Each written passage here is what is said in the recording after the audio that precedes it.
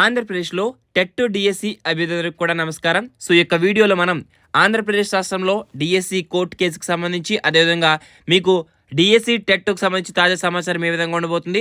So notification అయితే వీడియోలు కాబోతుంది. దానికి సంబంధించిన సమాచారం కూడా ఎక్కువ వీడియో తెలుసుకుందాం. సో ప్రతి ఒక్కరు కూడా మీరు ఎప్పటికప్పుడు ఇలాంటి అప్డేట్స్ అనేవి తెలుసుకోవాలనుకుంటే ముందుగా మన ఛానల్ని సబ్స్క్రైబ్ చేసుకోండి. సో సబ్స్క్రైబ్ చేసుకోకుండా మీరు అప్డేట్స్ అనేవి తెలుసుకోలేరు. అయితే మనకి ముందుగా కోర్టు కేసుకి సంబంధించి చెక్ చేస్తున్నట్లయితే కనుక అసలు కోర్టు కేసు మనకి ఆల్రెడీ మన ఛానల్లో నిన్న సమాచారం అయితే ఇచ్చాను. హైకోర్టులో లంచ్ మోషన్ పిటిషన్ వేస్తున్నట్లు. అయితే మెయిన్ డిమాండ్స్ ఏంటంటే కనుక మనకి ఏ డిమాండ్స్ మీద ఈ యొక్క లంచ్ మోషన్ పిటిషన్ వేయనున్నట్లంటే మొదటిది జీవో నెంబర్ 117 రద్దు చేయాలని, అదేవిధముగా మరియు ఎస్జిటికి డిఎడ్ వాళ్ళే అర్హులన్న సుప్రీంకోర్టు తీర్పును అమలు చేయాలని, ఇక మూడవది టెట్ మరియు డిఎస్సి పరీక్షల గడువు పెంచాలని, నాలుగవది అప్రెంటిస్ విధానం రద్దు చేయాలని మనకి ఈ యొక్క 4 పాయింట్ల మీద కూడా ఈ యొక్క మనకి లంచ్ మోషన్ పిటిషన్ వేస్తున్నట్లు సమాచారం అయితే వచ్చింది. సో అదేవిధంగా ఎవరైతే ఈ యొక్క డిఎస్సి కోర్టు కేసుకు సంబంధించి మనకి నాయకులు, విద్యార్థి సంఘాల నాయకులు ఉన్నారో, డిఎస్సి అభ్యర్థులు ఉన్నారో వారందరూ కూడా ఈ యొక్క ఫండ్స్ కూడా కలెక్ట్ చేస్తున్నారు.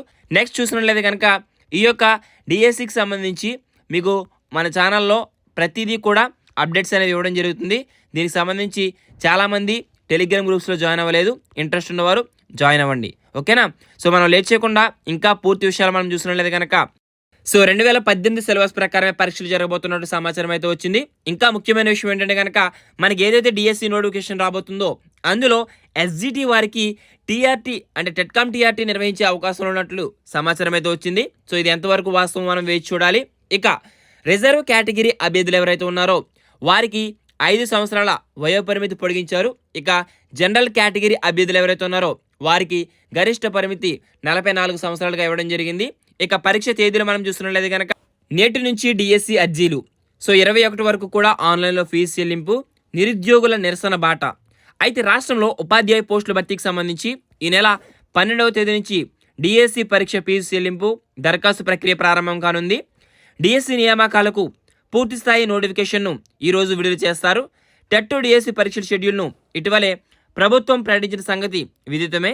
అయితే డిఎస్సి నోటిఫికేషన్లో మొత్తం ఉపాధ్యాయ పోస్టుల, జిల్లాల వారీగా ఖాళీలు, అభ్యర్థుల వయోపరిమితి సడలింపు తదితర అంశాలపై స్పష్టత అయితే ఈరోజు రానుంది.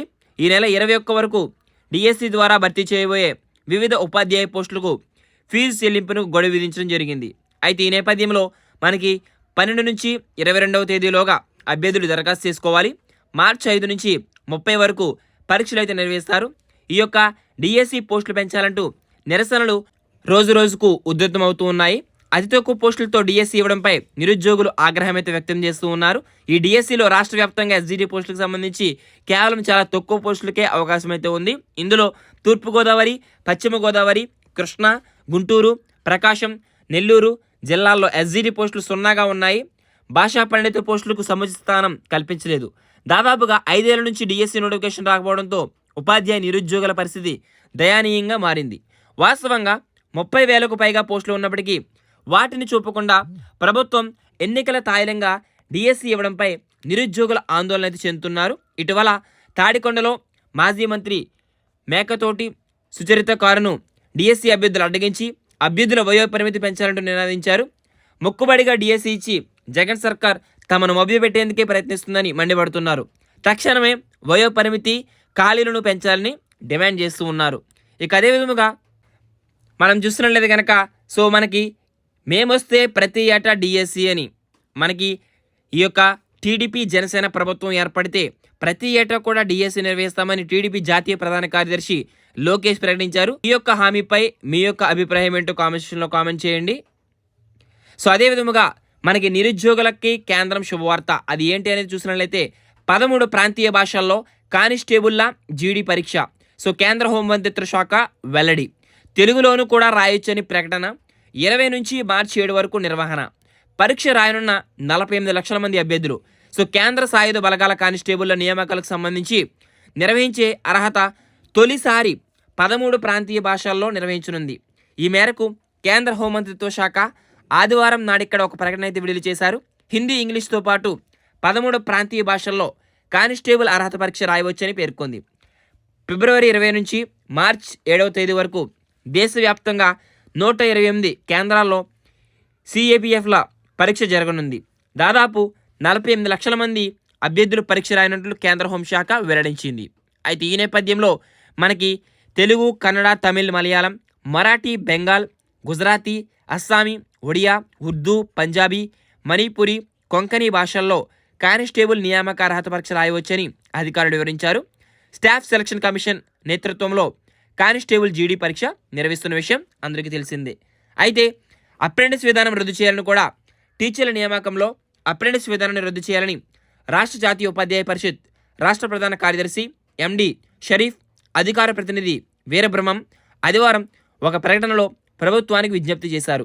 2024 DSC ద్వారా నియమించబడే టీచర్లకు అప్రెంటిస్ విధానాన్ని వర్తింపజేస్తామని ఉత్తర్వులు ఇవ్వడం తగదన్నారు.